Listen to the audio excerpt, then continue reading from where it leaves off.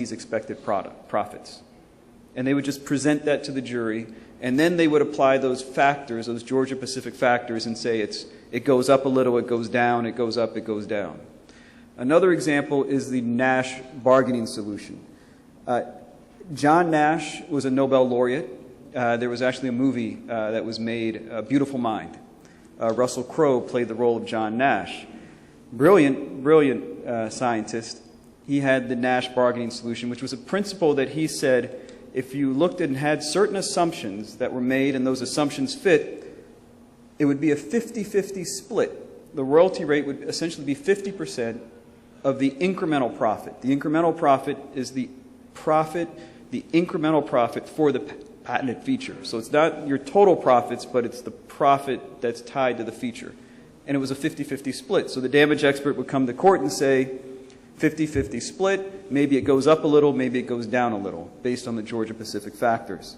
Now what has happened is those rules of thumb have been rejected. And a lot of the concern has come about, we talk about patent reform, and everyone understands the America Invents Act, but there was patent reform legislation at that same time on patent damages, because there was a concern patent damages were getting into the hundreds of millions of dollars, it was getting too high.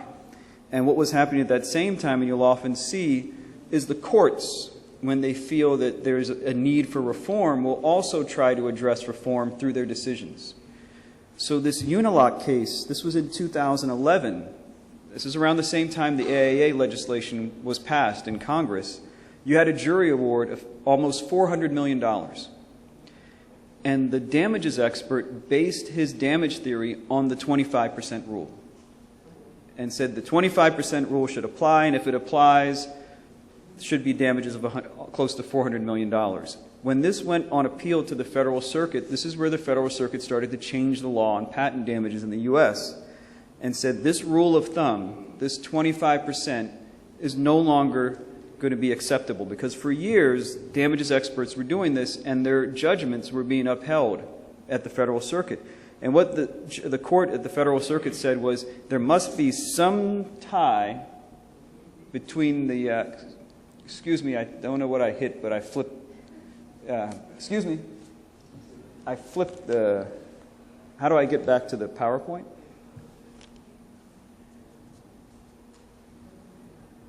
Oh, okay, I'll find it. So what the court said is there has to be some tie, there has to be some tie between whatever royalty rate that expert is coming up with and the actual facts in the case. The expert can't come to the jury and just say 25% rule is an established and accepted rule of thumb and start with 25%. So this was one of the first changes, and for me it hit very close to home, because in 2011 I was going to trial on a case, and our damages expert actually had as his royalty rate 25%. And right before we're going to trial, Unilock came down as a decision. So what happens in those situations is the other side goes to the judge and says we want to strike their damages expert because he's using the 25% rule of thumb. Well, what was very fortunate for us is our expert actually didn't use the rule of thumb. He actually went through all the factors and tied them to the case and ended up at 25% of an incremental profit, not of the entire profits. So we were safe in that sense, but what our expert did use was the John Nash bargaining principles, or the Nash bargaining solution. And he started with a 50-50 split of the incremental profit. Well, in 2011, that was fine. But in 2014, the Federal Circuit addressed this 50-50 split and the Nash bargaining solution. And here's a situation, another large damages award, $370 million. This is against Apple's FaceTime feature and its virtual private networks. And here the damages expert started with the Nash bargaining principle of 50-50 and then went through the Georgia-Pacific factors and adjusted it to 45%. Here again, the court, the Federal Circuit, said the Nash bargaining solution, like the 25% rule, is arbitrary. You have to tie it to the case. You have to show all the assumptions are satisfied in the Nash bargaining solution in order to use it.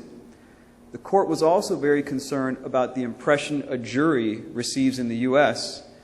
when an expert gets up and says the royalty rate should be 50%. Because they're concerned, the expert comes up and says, it should be 50%, but I'm such a reasonable expert, I'll let it be 45%. And it allows the jury to get swayed a bit as to what the actual royalty rate should be. So those were the areas where we talked about the rate, the royalty rate, and how the law has changed in the U.S. on how you look at the royalty rate, and you have to tie that royalty rate to the actual facts in the case. Another area in the law in U.S. with patent damages that is an evolving area deals with apportionment. And this apportionment concept comes up in lost profits and a reasonable royalty, and it goes back to the concept I was talking about with the phone and the iPhone, and what is the damages that a patent owner is entitled to for compensation for infringement.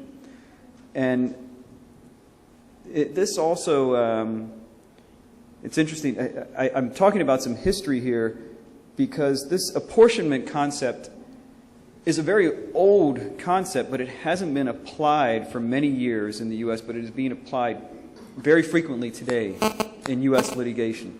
And it's interesting because at a time, apportionment actually finds its roots in very old U.S. Supreme Court law. And there was a attorney that used to work with us at Finnegan. His name was Robert Matthews, and he actually has a patent digest for Thomson Reuters. It's long volumes on patent litigation. But when I work with him, one of the things he would always tell me is if we can't find the case law we need at the Federal Circuit, if the Federal Circuit's not giving us that case law today, go back to the Supreme Court 100 years ago, you'll find the case law. And that's the deal. That's what's happening here with apportionment, because the concept of apportionment, when you look at what the Supreme Court said in the 1800s, entitled to damages for the value of the patented feature, not the whole article. And that is the concept of apportionment. And the Federal Circuit has been started to apply that concept in 2012 in laser dynamics.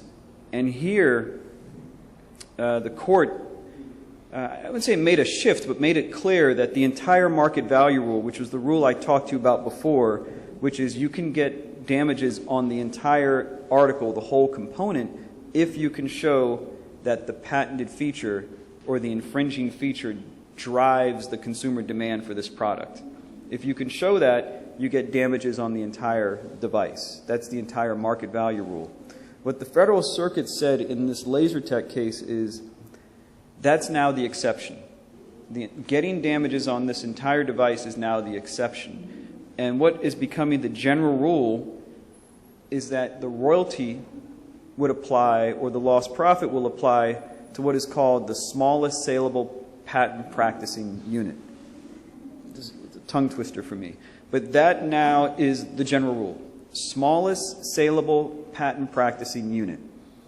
So in the case law, as you look at the cases, oftentimes this comes into play where you're dealing with a feature within a feature. There was a case with Cornell University where it was against Hewlett-Packard, and the patented technology was to a particular processor and the features of the processor. That processor was packaged in a CPU brick, and that CPU brick would go into a server. Hewlett-Packard sells servers. They don't sell the CPU brick, and they don't sell processors. So the issue there becomes, what is the base for reasonable royalty? Under the smallest saleable patent practicing unit, it would be the processor. In that particular case, the court at the lower level said, we're not going to give you the server, we'll give you the CPU brick.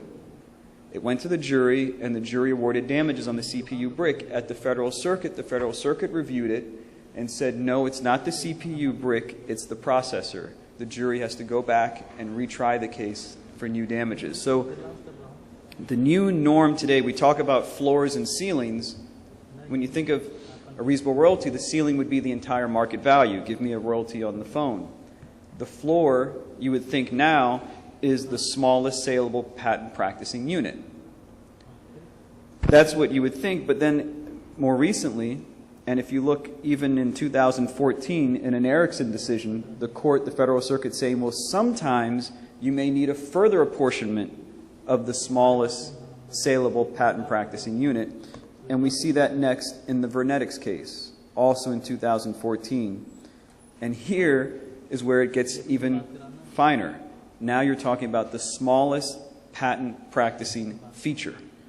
So if you have, for example, a processor that goes into this smartphone, and one aspect of this processor is power management. Another aspect of the processor could be temperature control. Another aspect could be something else. If my patent is only to power management, then it gets to, I'm not entitled to the smallest saleable patent practicing unit. Now we have to start talking about the smallest patent practicing feature, which is the feature within that processor that goes to power management. So there's been a move to essentially focus that apportionment down tighter and tighter and tighter, where you could say today, this may be the new floor, in a sense. And if you have the concept of a smallest saleable patent practicing unit, if that unit is the processor, it's almost like you're taking that processor and applying the entire market value rule. If that processor, and the reason you buy it is for the patented invention, you can get the processor. If it's just for a feature, then you've got to go to the smallest patent practicing feature.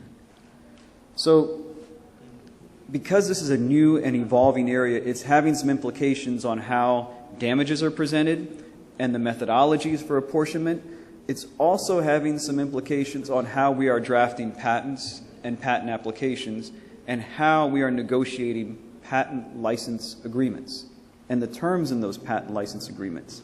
So what I'd like to end on is just talking on a few of those practice tips to help try, if you are a patent owner, put your patent in the best position possible for value, for extracting money for it, for that patent in the future. And because there's this focus now on smallest saleable patent practicing unit, smallest saleable patent practicing feature, entire market value rule, oftentimes inventions today go to systems or components that may be used in downstream products. These smartphones are a great example. And a lot of the technology today is a bundling of different technology into one device.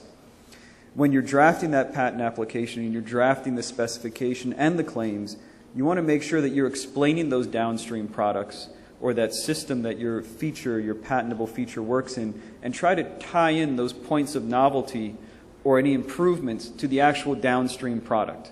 So you could try to get that higher royalty base and include claims to the downstream products.